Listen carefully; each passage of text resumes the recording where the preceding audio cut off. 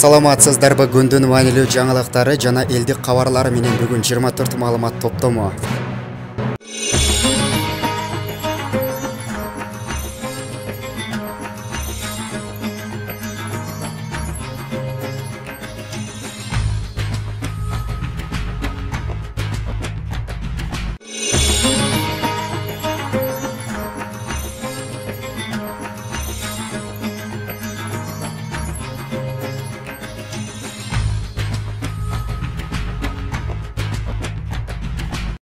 Bismillahirrahmanirrahim. Урматтуу Россияда жана башка чет мамлекеттерде иштеп жүргөн көөлөстүктөр. Мен сиздерди көөлөс элинин атынан, баардыгыңыздардын жакындарыңыздын атынан, кала берсе мен өзүмдүн атымдан эртеңги айт күнү менен чын жүрөктөн куттуктаймын, маарек этемин. Алла Таала шундай касиеттүү күндөрдө кылган бардык жакшылыктарыңыздарды өзү кабыл кылган болсун.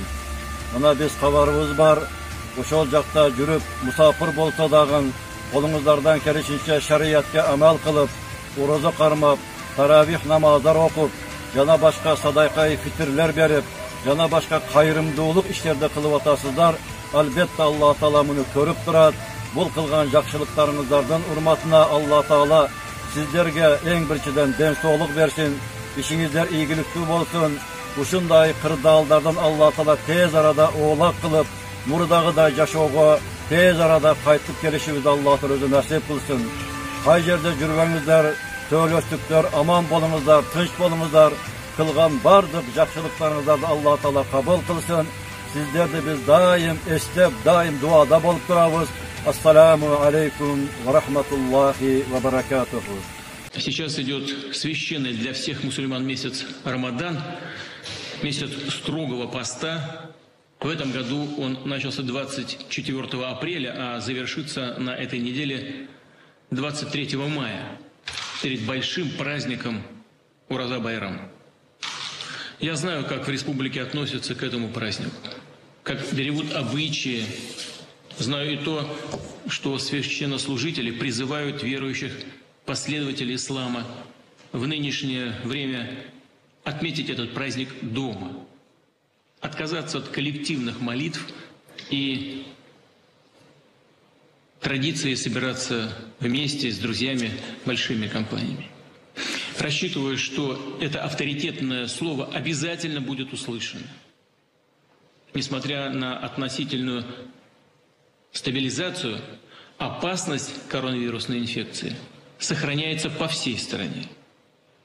Рамадан – это месяц поста, месяц ниспослания величайшего из чудес Аллаха для человека, священного Корана, месяц получения заключительным Божьим посланником Мухаммадом, салляллаху алейхи вассалям, пророчества. Рамадан – это месяц испытания, воспитания в себе терпеливости и богобоязненности, взаимопомощи и поддержки нуждающихся.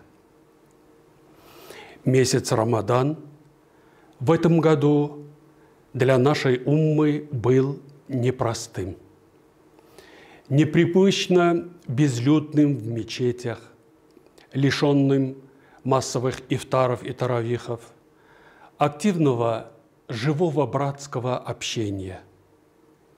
Все мы вели и продолжаем вести борьбу не только с нафсом, человеческими прихотями и страстями, но и коварным вирусом, который унес сотни тысяч жизней на земле, среди которых и немало жизней наших братьев и сестер по вере. Многие еще находятся в больницах, многие на карантине. Десятки и десятки тысяч наших добрых докторов и медработников ведут борьбу с пандемией и своим добросовестным трудом и состраданием стараются сохранить людям жизнь.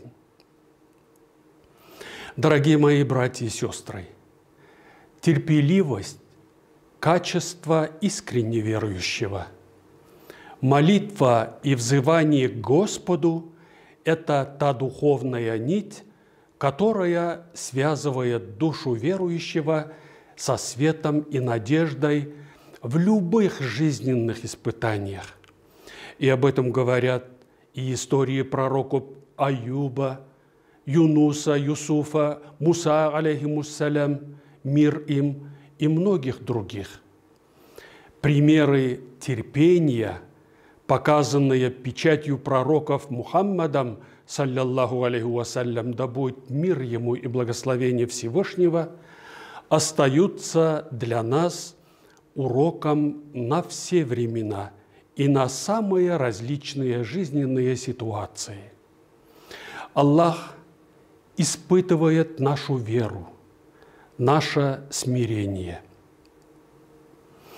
Дорогие мусульмане, 24 мая, в день благословенного праздника Ид-аль-Фитр, Ураза-Байрам, нашей мечети в Москве и Московской области, а также в ряде других регионов и городов не смогут принять верующих, дабы не создать условий для заражения еще большего количества людей. Мы добровольно отказываемся от радости коллективного намаза, духа грандиозного и многолюдного торжества, чтобы тем самым не стать, не дай Аллах, причиной последующих людских смертей и страданий. И я призываю вас, дорогие мои единоверцы, принимать все меры предосторожности, сделать все от себя зависящее, чтобы распространение коронавируса остановилось. Мы будем молить Господа Всевышнего Аллаха о том, чтобы Он позволил нам встретить следующий наш праздник Ид-аль-Адха, Курбан-Байрам в прекрасных наших мечетях с приподнятым духом и с чувством верующих, прошедших большой экзамен. Майрам десе көпчүлүгү ар кандай нерсени элестетип атат. Майрам эми бирөө 30 декабрда майрамды өткөрчү, анан 8 мартты деген жана башка калпак күнүн жана башка. Жакында 17 майда биз энелердин күнүн белгиледик. Энелер үчүн 17 май эмесмиз. Өмүр өткөнгө чейин майрам. Ачыгын айтышат. Ал эми эртеңки айт майрам жөнүндө мен анча-мынча адамдардын намысына тие турган сөз айтайын деп атам. Батутис алдын ала кечирим сурайм. Бирок сөз атасы келгенде сөйлөгөсү сөз өлөт деген сөзгө таянып туруп айткым келип атат. Бүгүн айтпасам, балким эртең айтам, эртең айтпасам, балким мен өлүп башка бирөө айтат. Хадрат Али Иракта болгон бул халифачылык. Ошондо Хазрат Али айт намаз болуп, ошол чоң аймак, ошол чоң шаар, бир жерге жыйналып намаз окуп, бүткөндөн кийин аларда ошондой адат бар болчу. Намаз окула турган жерге алдын ала элдер, баягы соодагерлер, тамак ашын, таттуу мактууларды алып барып ошол жерде бирөөлөрү бекер берет, бирөөлөр сатат, жан багышчылар ошондой. Мисалы бизде бир дүйнө дүкөндөр бар болот. Ошондой айт намаз окулуп бүткөндөн кийин эл ушунчалык сүйүнүшүп, бири-бирине майрамдык маанай каалап, куттукташып, ар кандай туттуу мактуулардан моз тийишип, бири-бирине белек беришип, анан бир заматта эле ой, халифа гана, муъминдердин амири гана издеп таппай, анан акмалап келсе, баягы намаз окуган жеринен бир да козголбоп туруп, ошол жерде отуруптур. Эми бармактай болгон катып калган мева, катып калган нанын төтөгүнө сала барган экен. Момундай болгон чыныдагы куюлган карандай сууга салып, улам жиберген сайын шиминип коюп отурат. Бул муъминдердин халифасы, муъминдердин амири, президент деген сөздө кагылайын түшүнсөңөр. Жамааты, муъминдердин амири, бул эмне болгонду? Бул эмне дегенди? Биз менен кошулуп, муну жакайдан кичине майрамдык маанай менен кичине көңүлүңүздү көтөрүп, башкаларды куттуктап, алардан куттуктоо угуп койсоңуз болбойбу? Коюңуз, жүрүңүз биз менен мына тамакка десе. Алар сүйлөгөндө баягыдан бери чыдабай кыжалап турган Hazreti Ali mukaktanıp gözünden tamчы жаш тоголонуп, анан аларга мындай бир сыдырып тикти. Бүгүн кимдердин майрамы? Бүгүн атам болсо мен да атамдын колун кармап алып, мынол жаш балдарга окшоп атасын кармап жетелешип кетип жаткандардай болуп мен да айтамазга бармак.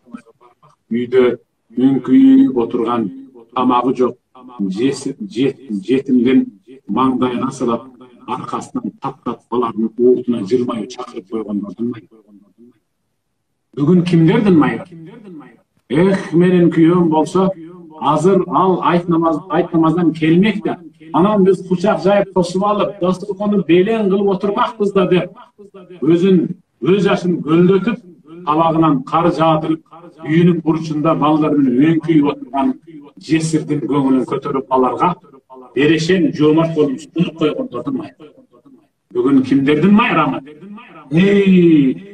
Балам болсо келмек да азыр, айт менен куттуктап келмек да деп, улам кимдир бирөө келип калар, балам болбосо деп, алаканын кашынын үстүнө биякта бир караан келет абы деп, улам бир караанды көрө калып, бирөө келе жаткан чыгар деп, же уулунан, же кызынан кабар жок, картайып калган аталар менен апаларды барып, мунун пешинесине сүртүп, аларга жылуу жумшак сөз сүйлөп койгондордун майрамы.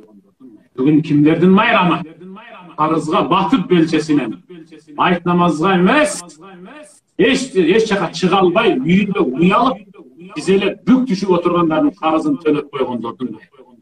Бүгүн кимдердин майрамы? Бүгүн араздашып, атташа албай, сүйлөшө албай жүргөн эки адамды жараштырып, кучакташтырып, ушу кучакташкан боюнча бейишке чогуу кирип кетебиз деп, алардын каткылыктаган үнүн бири-бирине угузуп, жараштырып койгон адамдардын майрамы. Белгиле кагылайын. Ошондой майрам бирөөлөргө тартуулап туруп, анан биз айт намаз жөнүндө, айт майрам жөнүндө сөз кылабыз. Айт майрам жалпы мусулмандардын майрамы. Бирок мен сиздин бир жеке майрамыңыз жөнүндө сөз кылам. Ар бир инсандын өзүнө жеке таандык. Ал бул дүйнөдөгү жакшы кылган жакшы ибадаттары, туткан орозосу, окуган намазынын кабыл болушу, ал жетип турган жеке жан дүйнөңүздү байыткан эң мыкты майрам.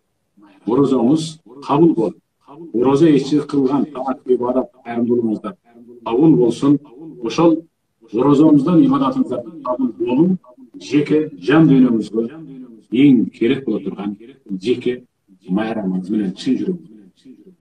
Каналга жазылууну унутпаңыздар. Биринчилерден болуп маалымат алуу үчүн коңгуроочону басыңыз. Дайыма ден соолукта болуңуздар. Сиздер менен бүгүн 24 маалымат топтому болду.